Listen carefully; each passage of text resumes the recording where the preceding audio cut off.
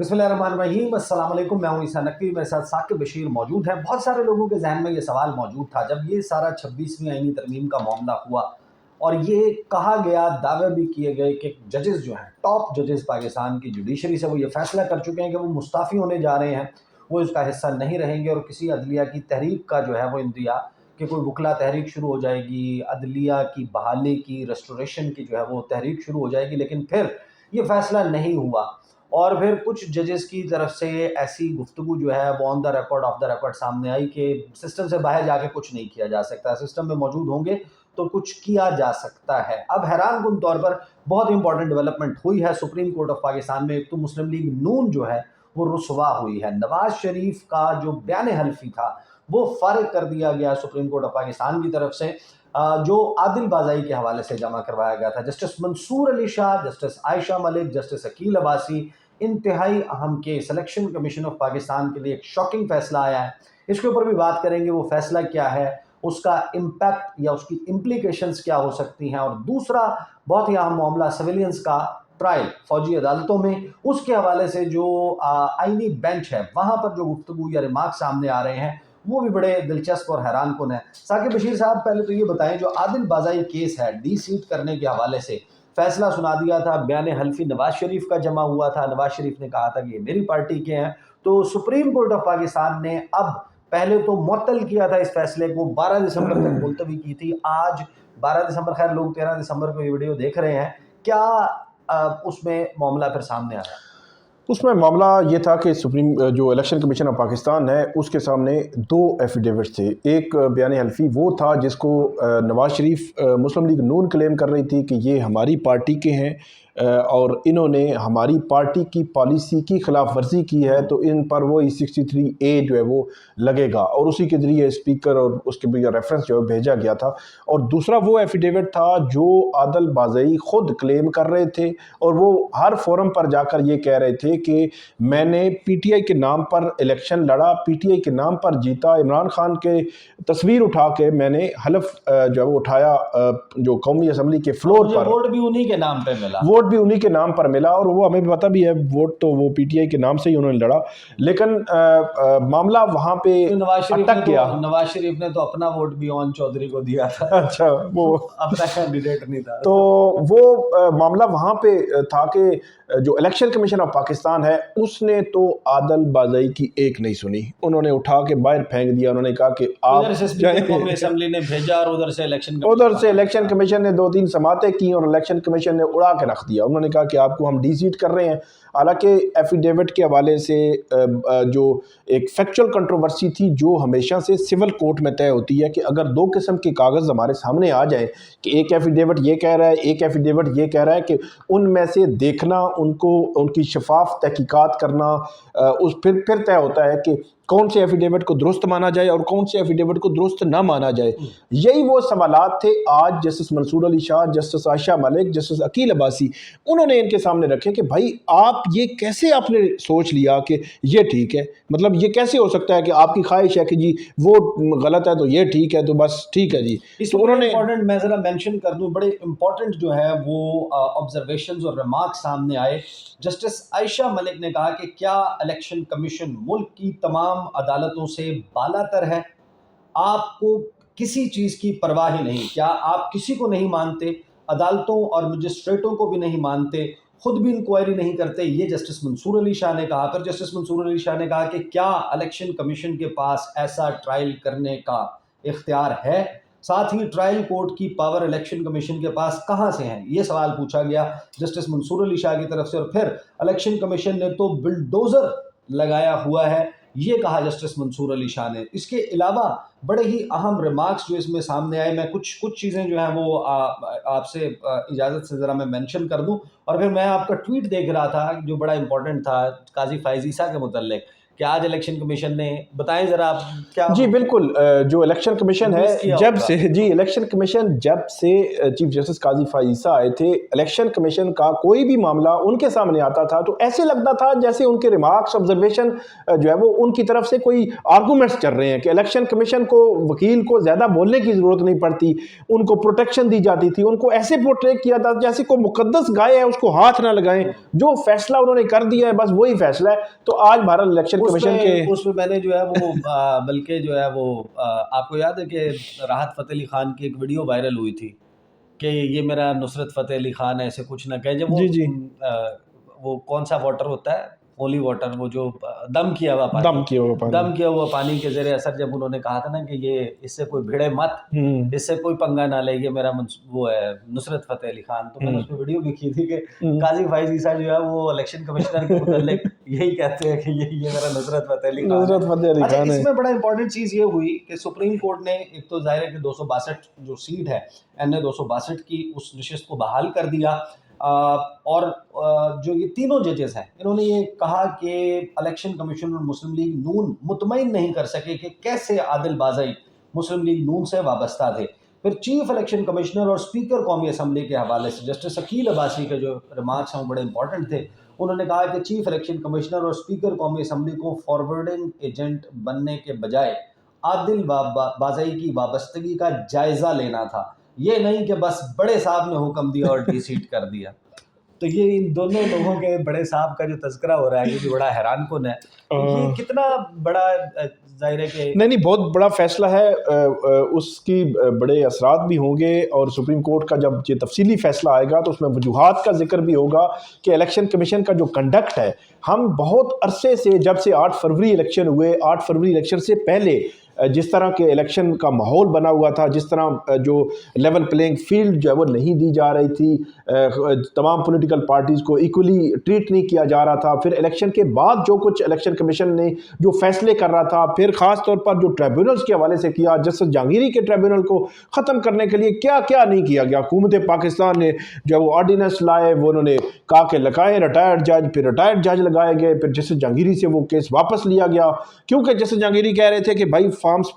جو وہ 45 جمع کروائیں، ایفیڈیوٹ بھی جمع کروائیں، اور جس کا ایفیڈیوٹ جھوٹا نکلے گا اس کو جیل بھیجیں گے۔ تو جب یہ ساری باتیں ہونے لگیں تو ظاہر سی بات ہے کھٹک گئے معاملات، تو فارم 45 کہاں سے آنے تھے۔ تو اس کے بعد پھر الیکشن کمیشن کے کنڈکٹ پر مستقل سوالات تھے، لیکن چیف جسٹس قاضی فائز عیسیٰ کے دور میں ان کو کور ملتا رہا، ان پر کوئی بات نہیں کی گئی، کیونکہ تقریباً سارے فیصلے ان کے ہی کورٹ میں لگتے تھے۔ ایک اور میں بات کر دوں، جب فیکچول کنٹروورسی کسی بھی معاملے میں آ جائے کہ 2 کاغذ آ گئے ہیں یا 2 فریق آ گئے ہیں، اس میں طے ہونا ہے۔ اب اس میں بھی یہ ہے 2 قسم کے ایفیڈیوٹ آ گئے تھے۔ اب 13 جنوری کو جو فیصلہ ہوا تھا اس میں بھی فیکچول کنٹروورسی تھی کہ 10 بندے آئے تھے، جی ہم جو ممبر ہیں اور ہم گئے تھے کاغذ لینے اور ہمیں اس میں شامل نہیں کیا گیا، دوسری طرف کہہ رہے تھے کہ یہ جی ممبر نہیں ہے یا یہ آئے نہیں تھے، یا جو بھی مطلب ایک فیکچول کنٹروورسی آ گئی تھی، اس نے طے ہونا تھا۔ تو وہاں پہ جسٹس قاضی فائز عیسیٰ نے تو نہ دن دیکھا نہ رات دیکھا، ہفتے میں کوئی عدالت لگائی اور رات 11 بجے جا کر فیصلہ دیا کہ بلے کا نشان لے لیا ایک پولیٹیکل پارٹی سے، اور جو لوگ ووٹ کرنا چاہ رہے تھے اپنی مرضی سے، وہ ووٹ جو ہے وہ ان کو نہیں کرنے دیا گیا۔ اور میں یہ سمجھتا ہوں کہ یہ عادل بازئی کا کیس ہو یا اس جیسے BCO کیسز جو الیکشن کے بعد آئے یا الیکشن سے پہلے تھے، اس سب کا تعلق 13 جنوری کے فیصلے سے ہے۔ 13 جنوری کا فیصلہ اگر بلے کا نشان ہوتا، مخصوص نشستوں کا مسئلہ نہ کھلتا، یہ اس قسم کے جو ہے وہ ایفیڈیوٹ ووٹ کسی کے اور کے نام پہ پڑے ہوئے ہیں اور کسی اور پولیٹیکل پارٹی کا بندہ ہے تو وہ کھینچ کے انہوں نے اپنی پارٹی میں شامل کر لیا، تو اس قسم کے معاملات بھی نہ ہوتے اور سارا پروسیس بڑا سموتھ ہوتا۔ 13 جنوری کا فیصلہ جڑ ہے سارے معاملات کی۔ میں اس پہ ایک بڑا اہم جو ہے وہ ایک I was just scrolling through X، اس پہ پوسٹ ہوتی ہیں، ایک بڑا امپورٹنٹ تجزیہ میں نے کسی کا دیکھا، وہ یہ کہہ رہے ہیں کہ جناب کہ اس میں نواز شریف کا جو ایفیڈیوٹ ہے یا ان کی جو پارٹی کی طرف سے جو ان کا بیان حلفی ہے کہ ہاں یہ ہماری پارٹی کا رکن ہے، یہ ہماری پارٹی کا رکن تھا، یہ ہمارا MNA ہے یا یہ ہمارا MNA تھا، وہ جھوٹا ثابت ہوا ہے اس کیس میں۔ تو نواز شریف جو ہے وہ تو پہلے بھی کوئی یہ جھوٹے بیان حلفی پہ تو بندہ جو ہے وہ ڈی سی ٹی بھی ہو سکتا ہے، صدارت سے بھی فارغ ہو سکتا ہے اپنے اس کی۔ اچھا، اس میں جو میں بھی دیکھ رہا تھا کہ اب سپریم کورٹ آف پاکستان کیا صرف الیکشن کمیشن کے اس فیصلے کی حد تک ہی فیصلہ دے گی کہ یہ فیصلہ درست نہیں ہے اور یہ چیزیں رہ گئی تھیں، اس لیے الیکشن کمیشن کا فیصلہ کالعدم قرار دیا گیا ہے، یا سپریم کورٹ اس سے کوئی تھوڑا سا باہر بھی نکلے گی کہ وہ ایفیڈیوٹس جو ہیں ان کو ڈٹرمن کیا جائے، دیکھا جائے کہ وہ اتھینٹک ہیں، کس کا ایفیڈیوٹ اتھینٹک ہے، کوئی فرانزک، کوئی تحقیقات۔ میرا خیال ہے کیس ڈیسائیڈ ہو گیا، اب ہونا تو کچھ نہیں ہے، لیکن کوئی آبزرویشن آ بھی سکتی ہے۔ یہ فیصلوں میں کیا یہ ممکن ہے کہ جو تیمور اسلم ہے وکیل عادل بازئی کے، انہوں نے جو پوائنٹ اٹھایا تھا مخصوص نشستوں کے کیس کا حوالہ دیا اور اس کے اوپر پھر بڑے مسکراتے ہوئے ریمارکس بھی دیے کہ اچھا وہ فیصلہ آپ اس کا حوالہ دے رہے ہیں، اس پہ عمل درآمد ہو گیا، یہ سوال کیا، تو کیا مخصوص نشستوں کے کیس کا معاملہ جو ہے وہ بھی کہیں اس فیصلے میں مینشن ہو سکتا ہے؟ مخصوص نشستوں کے کیس میں آبزرویشن تو آئی تھی، ریمارکس بھی آئے تھے، اب وہ معاملہ ہے اس پہ نظر ثانی پینڈنگ ہے، اور شاید یہ ججز اس پہ کامنٹ اس فیصلے میں نہ کریں، کیونکہ ڈائریکٹلی آگے چل کر ایک پاسبلٹی ہے ممکنہ طور پر وہ نظر ثانی یہی آئینی بینچ بنے اور یہی نظر ثانی سنے، کیونکہ جسٹس امین الدین خان اور جسٹس نعیم اختر افغان، وہ آپ کو پتہ ہے کہ انہوں نے تو بڑا سخت لکھ دیا تھا کہ وہ تو 8 ججز کا فیصلہ مانے ہی نہ، وہ غیر آئینی فیصلہ ہے اور غیر آئینی فیصلے اداروں کو نہیں ماننے چاہیے، تو اب وہ نظر ثانی کیسے سن سکتے ہیں؟ تو آگے چل کر ایک پاسبلٹی ہوگی کہ یہ ایک اسپیشل بینچ بنایا جائے آئینی بینچ، اور وہ آئینی بینچ ہی وہ نظر ثانی جو ہے وہ سنے، تو اس لیے ہو سکتا ہے کہ اس کو نہ چھیڑا جائے کہ مخصوص 26 نومبر کی جو اپلیکیشنز ہیں ان کے اوپر بھی نمبر ہے، اب کیسز فکس ہونے کا، سماعت کے لیے مقرر ہونے کا موسم ہے، تو اس میں تو بڑی ابہام موجود تھا، کچھ لوگ کہہ رہے تھے کہ یعنی بڑے بڑے لا ایکسپرٹس وہ یہ کہتے ہیں کہ جناب آئینی بینچ تو خود بینیفیشری ہے یا بائی پروڈکٹ ہے 26ویں آئینی ترمیم کا، تو وہ تو نہیں سن سکتا۔ اب نمبر لگنے کے بعد کیا فل کورٹ جو ہے وہ اس کو سنے گا، یہ کیا؟ اچھا، وہ بڑی انٹرسٹنگ صورتحال جو ہے وہ بننی ہے، لیکن ایک میرے خیال میں پازیٹیو سٹیپ ہوا ہے کہ کم سے کم جو پریشر آ رہا تھا اس آئینی بینچ پہ کہ بھائی وہ 26ویں ترمیم جس کے خود آپ بینیفیشری ہیں، اس کے خلاف درجن بھر درخواستیں آئی ہوئی ہیں، جسٹس منصور 2 درجن، جسٹس منصور علی شاہ کے 2 خط آ گئے، جوڈیشل کمیشن میں معاملہ اٹھ گیا، وہاں پہ جو چیف جسٹس یحییٰ آفریدی نے جو کچھ بھی کہا، لیکن ان کو وضاحت کرنی پڑی، وہاں پہ ڈسکس ہو گیا معاملہ کہ بھائی یہ آپ نے کرنا ہے، تو اس لیے میرا یہ خیال ہے کہ وہ کہیں نہ کہیں وہ پریشر کام کر گیا ہے اور اب اس پہ نمبر لگا ہے، تو فرسٹ سٹیپ ہوا ہے، اب آگے چل کر اس کیس میں فکس ہونا ہے، اور یہ کیس جب فکس ہوگا جو اگلا سوال ہے کہ کون سنے گا۔ بظاہر اس کا طریقہ کار یہی ہوگا کہ یہ ایک پاسبلٹی ہے کہ جو آئینی کمیٹی ہے، آئینی بینچز کی کمیٹی، وہ خود جوڈیشل کمیشن کو ریکمینڈ کر دے، یا یہ اپنے سامنے لگائے، جب لگے گا کیس تو ان کے سامنے یہ پوائنٹ ریز کیا جائے گا کہ بھائی آپ تو اسی کے بنے ہوئے ہیں، آپ کہاں سن رہے ہیں، تو پھر وہ ریکمینڈ کرے گا آئینی بینچ جوڈیشل کمیشن کو کہ آپ ساری سپریم کورٹ کو جو ہے وہ آئینی بینچ ڈکلیئر کریں، تاکہ فل کورٹ سپریم کورٹ کی یہ کیس سن سکے، اس کے علاوہ کوئی آپشن نہیں۔ جب فل کورٹ بیٹھے گی تو ڈائریکٹ جو بینیفیشری ہیں یا آگے چل کر ہو سکتے ہیں جسٹس منصور ہیں، جسٹس یحییٰ آفریدی ہیں، جسٹس امین، ہو سکتا ہے یہ اس بینچ سے الگ ہو جائیں، اور باقی جو جتنے ججز بنے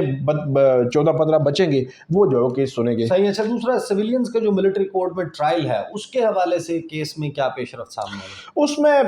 جو ایک تو کل مطلب وہ انہوں نے کہا ہے کہ جو تھرسڈے ہے 13 دسمبر، اس کے لیے انہوں نے رکھا ہے کیس، اور یہ کہا ہے کہ آپ اس میں 9 اور 10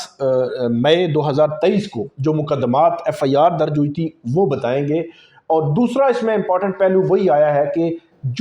جس ادارے کے ڈسپلن میں ہے، جس ڈسپلن میں ہے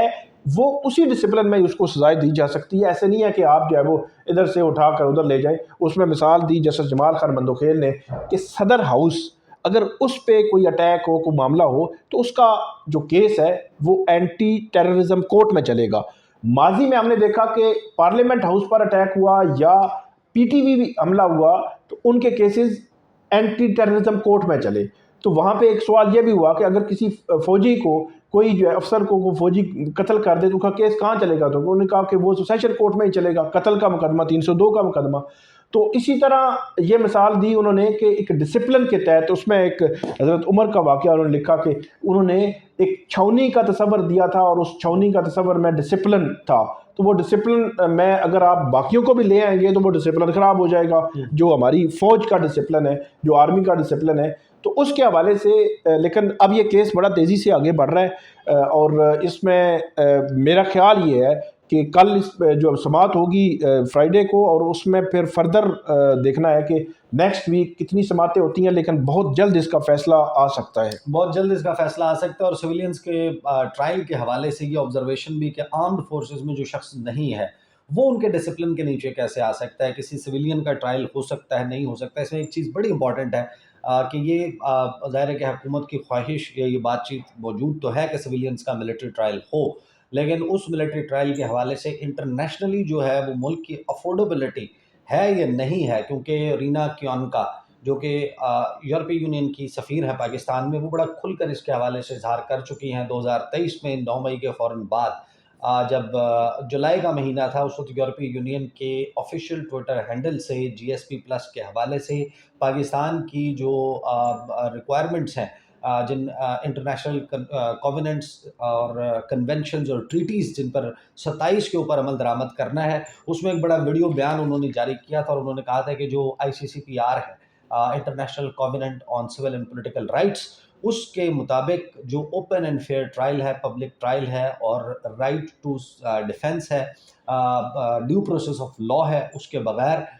یہ نہیں کیا جا سکتا، اور یہ پاکستان کی اوبلیگیشن ہے۔ اور یہ معاملہ پھر جڑا ہوا ہے جی ایس پی پلس اسٹیٹس سے، جو پاکستان کا پریفرنشل ایکسیس ہے ٹو دا یورپین مارکیٹس۔ $8 ارب کی یہ کہانی ہے، معمولی بات نہیں ہے۔ یہ ریوائز ہو جائے، اگر ریورس ہو جائے، یہ معاملہ ہو جائے تو بڑا مشکل جو ہے وہ کھڑی ہو سکتی ہے۔ تو یہ ابھی تک جناب ڈیولپمنٹ ہے جو سپریم کورٹ آف پاکستان سے سامنے آ رہی ہے۔ اب تک کے لیے اتنا ہی، مجھے اور ثاقب بشیر کو اجازت دیجیے، اللہ حافظ۔